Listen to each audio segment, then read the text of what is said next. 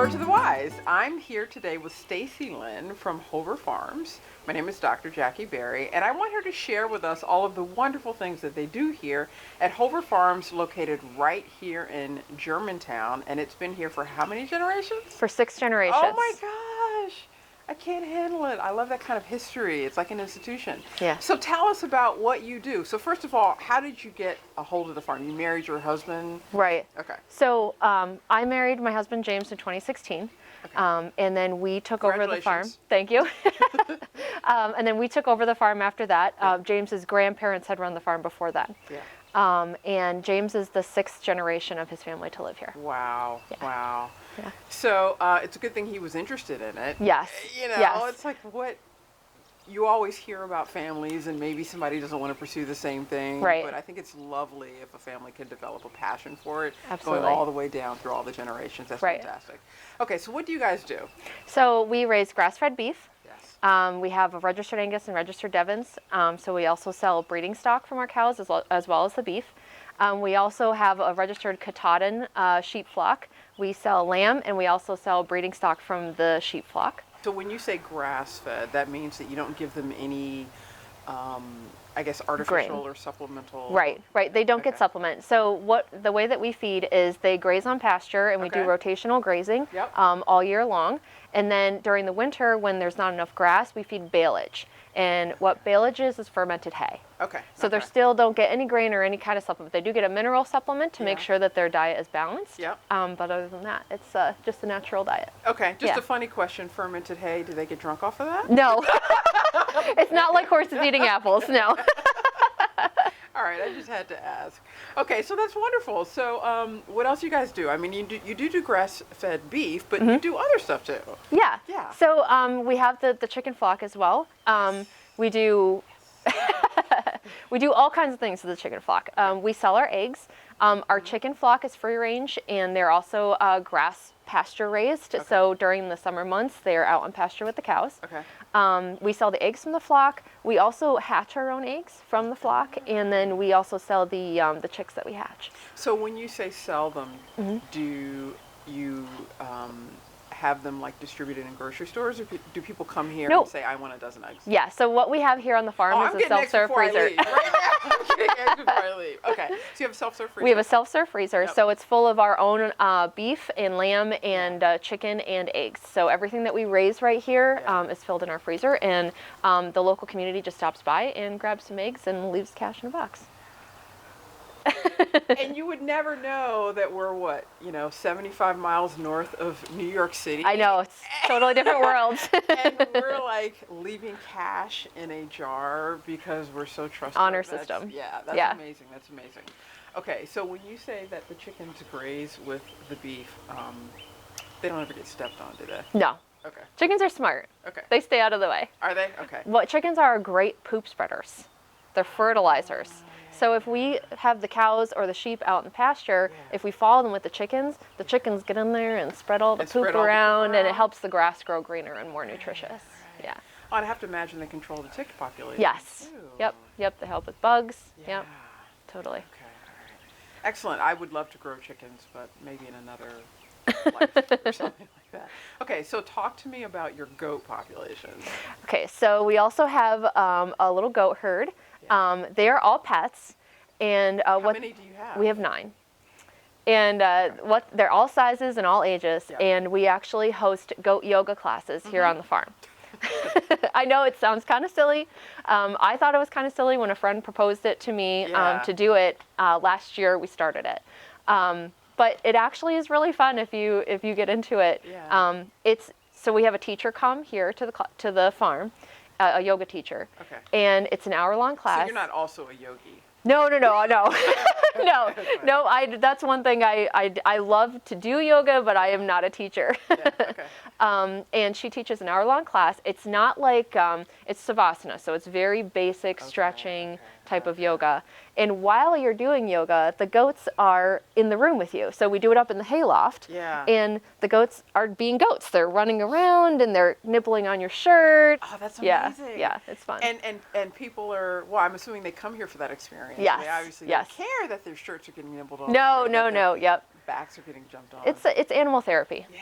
Yeah. That's a great way to think of it. So I just want to go back to the chickens Sure. and you talking about them grazing with the beef. I'm assuming you guys don't use like any type of pesticides or whatever No. in your grass. No. All of our methods here are natural and sustainable.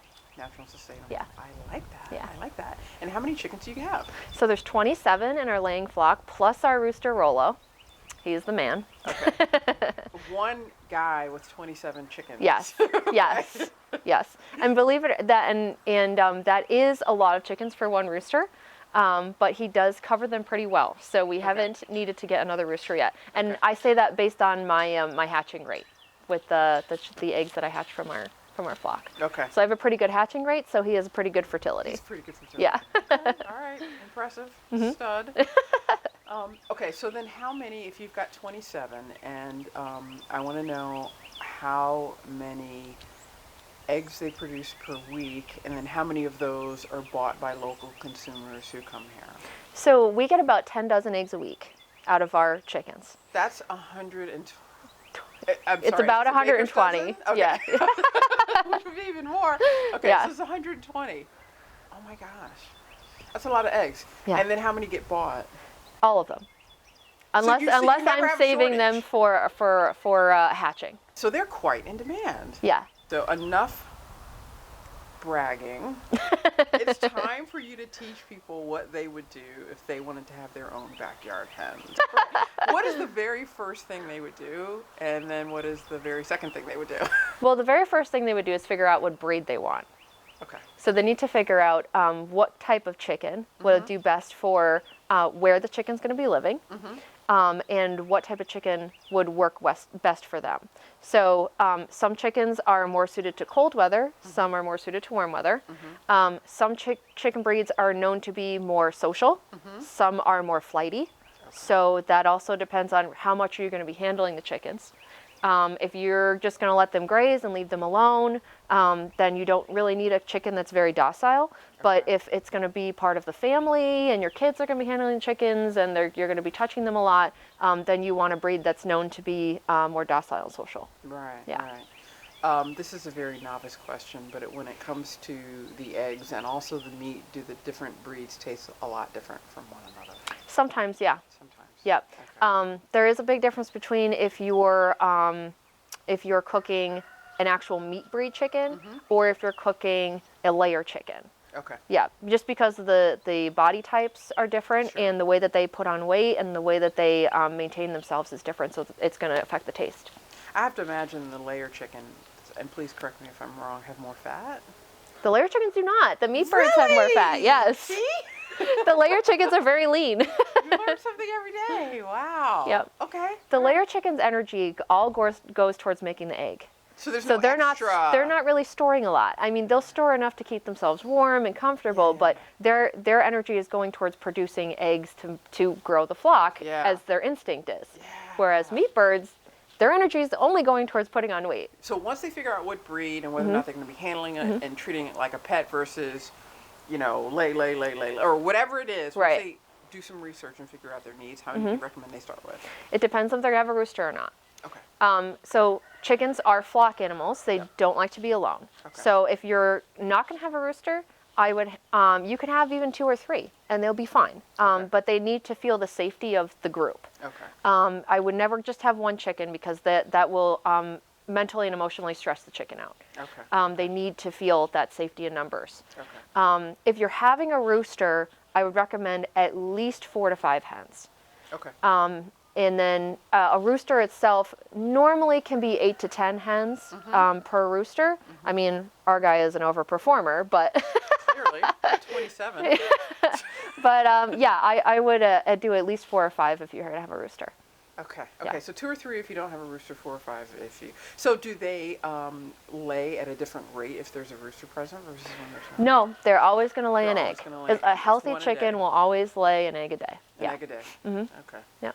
And how long does the laying process take? So it takes about 24 hours. No, but for what her I to- mean is like, do they just, lay when they, or does it take like 2 hours? Okay, so that varies on chicken. Okay. They're all different. Some of our girls will go in the laying box first thing in the morning, and they'll sit in there for hours. and they'll just chill and they'll talk to their friends and they'll see everybody that goes in and out. And then finally they'll lay an egg and go on their way. Some of our girls will pop in there in 10 minutes, pop out. It just depends on the chicken. It's really individual. Yeah, it That's is. so interesting. Yeah. Okay. Yeah. Okay, so they figured out the breed, and then the person had to decide whether or not they want a rooster. I'm assuming that they need to stick with a rooster that's also of an appropriate breed. Yes. Okay. Yeah. So you can stick with a rooster of the same breed as your hens, or go with a different breed. That doesn't really matter. Yeah. What matters is that obviously the temperament of the rooster. Yeah. To make, because some rooster breeds tend to be a little more aggressive than others. Yeah. Some grow bigger than others. Some grow smaller. Yeah. So that's something you really want to research. You also want to make sure that you can have a rooster where you are. Right. Because some people live in like developments, or they live in areas where the town has said no roosters, and the neighbors don't want the roosters. So always make sure that you can have a rooster where you are. Okay, so they figured out the breed. They figured out what they want from it. They figured out the rooster and the rooster breed, and whether or not their town ordinances are even going to allow it. Yeah. Then what do? So then they need to set up a space for their chickens once they figured out exactly what they want and how many they want. So is it well, it also depends on whether or not they're going to be roaming around, Yep. right? Yep. Okay. Yep. So let's say that they have a big enough space where the rooster's going to be roaming around and like eating bugs and whatever else. Is it a per chicken square foot kind of situation for the indoor space? Right. So within the coop, I would have at least a square foot per chicken. A square foot per Most people do more space than that, Okay. but that's the very minimum, just to make sure that everybody has space to move around and you don't have any fighting or pecking issues. How do you go about getting a veterinarian for like checkups and stuff? So it is very hard to get vets to look at chickens. There is not really a lot of large animal vets that will look at chickens. There are some around, you can find them, but it's hard. So the best thing is just educate yourself so that you can take care of your own flock. That's what we do. And then what kind of material should they have in the actual indoor space? So some people use like straw. Some people use pine shavings. Either one is fine. I prefer pine shavings because it's a little bit cleaner and it's easier to clean up for me. Yeah. I find that the bedded pack, which means just stacking the straw up, gets to be a little much to handle during the winter. A lot of people do it. But when you do a bedded pack like that, where you just keep turning it over, you have to make sure you're doing that, because sometimes the smell gets, the ammonia smell gets too strong in the coop. Yeah. So And then how do you keep them safe from predators? So the best way is to know what predators you have around your area. Okay. Because all predators are different. They Yeah. come after chickens differently. Yeah. We have owls that will come down and grab them, and hawks. We also have weasels that will try to get through the fence to get Really? them. Yeah. Wow. So what we do for that, because we do put our chickens out on pasture, what we have is netting. It's Okay. electric netting. Okay. And so we move the chickens, and then we put the netting around them, and then we hook that up to a source where we can power the electric. Okay. And that keeps the predators. It's not really to keep the chickens in, it's to keep the It's to keep predators out. Yeah. How long of a laying lifespan will they have? So normally it's about 2 to 3 years. Okay. There are chickens that lay much longer than that. I know somebody who has a chicken who's 6 years old that's still laying. Wow. So it just depends on your observation of the chicken, Yeah. how healthy she is, and the breed affects it too. Some breeds lay longer than other breeds. So the minimum is 2 years, the very minimum. Okay. But it can go much longer than that depending on the chicken. Okay. Yeah. Okay. And do people get like attached and decide that they don't want to eat them, or? Totally. Yes. That's what I figured. Yes. There's lots of Yeah. pet chickens out there. Yes, that Yeah. aren't really laying anymore, but they're kind of part of the family. So Yeah, they just so stay after around they've- until they die of old age. Right. Yeah. Yeah. So then how long is that? So if they lay for approximately, well, a minimum of 2 years, then how long is their lifespan after they? It again depends on the breed and the health of the chicken. But I've seen chickens live as long as 7 or 8 years. Wow. Yeah. Okay. Yeah. All right. Well, thank you so much for talking you're with me welcome. today. That was a lot of fun. Now I want to see Sure. beginning to end how we would go about actually raising hens and chickens on our property for breeding, for laying eggs, and for eating. Talk to us about these chicks. Okay. They look really, really young and extremely cute. I think I'm going to have a cuteness overload attack or something. How old are they, and what is their setup like? Okay, so these chicks in here are 2 days old. They hatched in our own incubator. And they're set up, what we use actually is a little bit different than most. We don't use heat lamps. Okay. Just because our buildings are very old, and heat lamps are too much of a fire risk in old barns. So what we actually use is brooder plates. Okay. And that's what this is right here. That's what these are right here. Yeah. Underneath is a metal plate that's regulated to 99 degrees. Okay. And then it also gives the chick the feeling of being under a mother hen. Right. So it gives that secure feeling. It's more natural for them. Yeah. And it's not a fire risk to our buildings. Okay. Yeah. Okay. All right. And then this is, what are these, wood shavings? Yes, they're just regular pine shavings. And then they have their water and their food available. And they go with the natural daylight. We always put it under a window so they can go with the natural light cycle, just like the adults do. Okay. Yeah. All right. And then how many do you have? So there's 30 in this group. Oh my gosh! Yeah. So the rest of them are under Yeah, here. they're under here, I only yeah. see like 10 over there. Yep. Wow. Yep, they're all staying warm underneath. Yeah. I'm assuming there's a difference between, winter and summer, how much time they spend underneath the brooder plates. Oh, absolutely. Right now, when it's still especially today, it's a little bit colder. Yeah. So most of the group will be underneath. But during the summer, they'll hardly ever be under there. They'll mostly be out eating and drinking and playing. Okay. Yeah. And how long do they stay in this enclosure? 2 weeks. 2 weeks. They are in here for 2 weeks, and then they graduate to the bird pen in the barn, which I have some juveniles in right now, so we can see the next phase. Excellent. So do you sell them when they're this small? I will, yes. Okay. Yep. I sell all life stages, so I'll sell them as just hatched chicks. I'll also sell them as juveniles, are also called pullets, so I'll sell them as pullets. Or once in a while, I'll be able to sell some adults too. So. Okay. Yeah. Okay. And so it just really depends on what the person's looking Yeah, for. yeah, it just depends what they're looking for. And how much is a chick like this? So I sell these for $3.50 a piece. And is this the barred rock species? Yes. Okay. So they're $3.50 a piece, $3.50 a piece. Yeah. Okay. Just making sure. We're talking about breeding and all this stuff. Right. Okay, good. And then how long before they are, so they're here for 2 weeks, and how long before they are full size, and then how long before they are ready to start laying? So they'll spend another 2 to 3 weeks in the bird pen as pullets. Yeah. And then they get to a decent enough size where they can go out with the adults and meld into the flock. Okay. And there's an introductory process to introduce new birds into the flock. Yeah. And 6 months is about the average time that they start laying. Oh, wow. Okay, that's not so bad. And that varies too, depending on breed, because some of the smaller breeds tend to start producing eggs sooner than the larger breeds. Yeah. Okay. So when do barred rocks start producing eggs? Ours are usually about 24 to 28 weeks. What is the process to introduce them to the... So the way that the best way to do it is when the existing flock is on their roosting bars and ready to go to sleep for the night. And really? The way that we do it is it's almost trying to trick them into thinking that they were already there. Interesting. So I have it's like a large dog kennel. Yeah. And I wait till our flock is ready to go to sleep. Yeah. Then I take the new birds and I set them up in the kennel Yeah. with food and water and shavings. Yeah. And I leave them in there overnight. And then when the existing flock comes down off the roost in the morning, the chickens are already there. And there's a lot, believe it or not, it works. And there's a lot less chance of them picking on the other birds or fighting because they just wake up with the new chickens there. They just wake up and they're there. It's like, hey. Whereas if you were just in the middle of the day and they were hanging out, if you just put new chickens out there, they would probably attack the new chickens. Yeah. Okay. And then who does the gender checking for the chickens, right? Chicken sexing is a notoriously difficult problem. It is, yeah. Some breeds are easier to tell than others. Yeah. One of the reasons that I like barred rocks is because it's easier to tell the gender on them. Because the females get dark colored legs.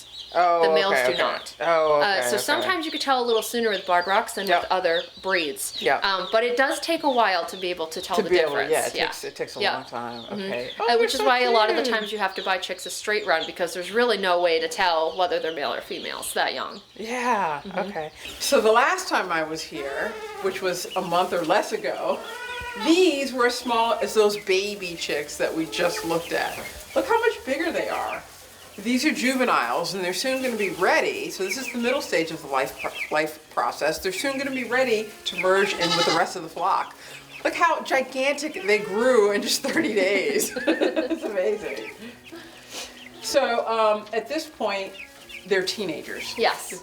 Okay. Yes, they're teenagers. Yeah. And what do they do? What kind of needs do they have that's different than the chicks, the babies? So at this stage, they need to be able to get up on higher perches. Okay. So their instinct to get up off the ground has really kicked in. Yep. So in here, we give them several spaces to do that. Yep. We give them a little brood bar. We give them a spool. Yep. There's this pen they can get up on and the hay rack. Yep. So there's lots of ways for them to get off the ground and exercise that instinct. And that gets them practicing for when they go in with the existing adult flock. Right. Okay. They also obviously eat and drink a lot more. Yeah. So the way that we feed them changes too. So it must be a big transition to go from having a brooder plate to not having a brooder plate. Yes. Do you think so? Yes. Yeah. They get to a point when they hit 2 weeks over there where they're Yeah. actually almost too big to get under it. Okay, And they start okay. sleeping on top of it. Okay. So once they start sleeping on top of it, that's another sign for me that they're ready to come to the Yeah. big bird pen in the barn. Yeah. Yeah. And how many broods have you incubated? Oh my gosh. A lot. A lot. A lot. Yeah. So let's just count just here at Hover Farms. A lot. So in 3 years, you've done I've created a lot of babies. wow, so prolific. That's amazing. The chickens I've created and I have helped them along. Oh, sure. Yeah. It's a symbiotic relationship. Yes, absolutely. Yeah. Yes. Excellent. And this age, they're starting to get to the point where I'll be able to tell which ones are roosters and which ones are hens. So our one big guy Rolo will have some other roosters. Yeah. Well, they're called cockerels at this Right, age. right. To be in his space. So, Okay. Yeah, because there's definitely at least 2 or 3 in here. Okay. Yeah. I don't know a lot about the chicken's sense of smell, but can he smell that there's other roosters over They're more of a visual, Okay. animal. Yeah. Okay. Yep.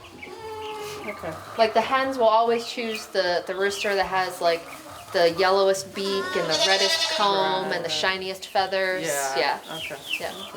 Well, makes sense. Yeah. He obviously takes care of himself. Right. Or is healthy. Okay. Excellent. Yeah. And so from here, these birds will transition to the adult flock, whether Yes. they're during the winter if they're here at the barn, or in the spring or in summer if they're out in the pasture. Yeah, yeah. Is this their this is their food? Yep. So that's a grower crumble. Yep. And then so it's a bigger feeder than the Yeah. little chicks have, and then they have a bigger waterer too. Yeah. Yep. And I always hang it so that they don't kick so much sawdust into it. Right. Yeah, it keeps the food cleaner. And the water is up on a brick, so it keeps it cleaner. Okay, so this is the goal stage. Yeah. Where you've got productive laying hens, like you have two right here, sitting in there. Are they bothered by us sitting here in there? Nope. Not at all. Okay. Okay. They're just hanging out. Yeah. If they were bothered, they would get up and go. Okay. Yeah. Okay. All right. Yeah. So they would not tolerate. No, Yeah. no. If we were disturbing their process, they would leave. Okay. Yeah. All right. So how old are these? You got 27. How Yeah. old are these? So they're range in age anywhere from a year to 3 years. Okay. Yeah.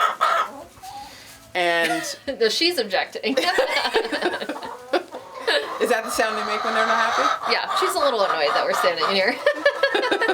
Okay. Okay. And each one goes in there and lays approximately one a day? Yep, one a day. Good, good. Yep. And then what kind of food and water needs do these guys have? I see that is that their food right there? So this is oyster shell. Oh, So what yep. this provides is calcium. Yep. And grit if they don't get enough outside. So they just go in there and just pick as Yep, needed? they just pick at it as they Okay, need it. okay. They also get a pellet form of layer feed. Yep. That is a natural layer feed, so there's Yeah. no added colors or preservatives Okay, to their okay. food. It's just all natural ingredients. Yep. And then they have a nipple waterer that they can drink from. Okay. Yeah. All right. Okay. And then, that keeps it cleaner having the water. So then when you're introducing a juvenile or a new, Is this where you put them? So I'll actually put the kennel that I was referring to, Yeah. I'll put it right here. Okay. And I'll wait for all the girls to get up on here Yeah. and the rooster, and they'll all just be ready to go to sleep. Yeah. And I'll just kind of sneak that in right here. Yeah. And then when they get up in the morning, they'll come down and investigate. They'll talk to each other between Yeah. the gate and the openings of the Yeah. kennel. And then when everybody has stopped paying attention to it, that's when I'll let the juveniles out. Okay. Okay. Interesting. Yeah. And it just seems to work pretty well that way. Yeah. And this is also wood Same chickens. shavings. Yep. Okay, it's just easier to clean. Yes, it's easier. In my opinion, it's easier to clean. Yeah. Okay. Yep. And then how many pounds do these chickens weigh? These chickens are anywhere between 6 and 8 about. Okay. They're pretty light. Okay. Yeah, I don't even know now that I think about it, because normally when you buy chicken meat, you buy it in like the different sections. So Right, I don't even know right, what an average size right. chicken is now that I think about it. Right. But you're saying 6 to 8 pounds, relatively light. Okay. Yeah. Okay. I mean, they look heavier than they actually are if you Yep. get down underneath the feathers. Yeah. Yeah. Our meat birds can range anywhere from 5 to 8 pounds at processing. So Okay. that's an average size for them too. But Yeah. that's, even though they're almost the same weight, they're made up of much more meat and fat than the layers are. Yeah. Okay. And you do sell the grown up birds, right? Yeah, once in a while I will. I sell a lot more babies and juveniles than I Okay. do adults, but once in Yeah. a while I'll sell some adults. Yeah.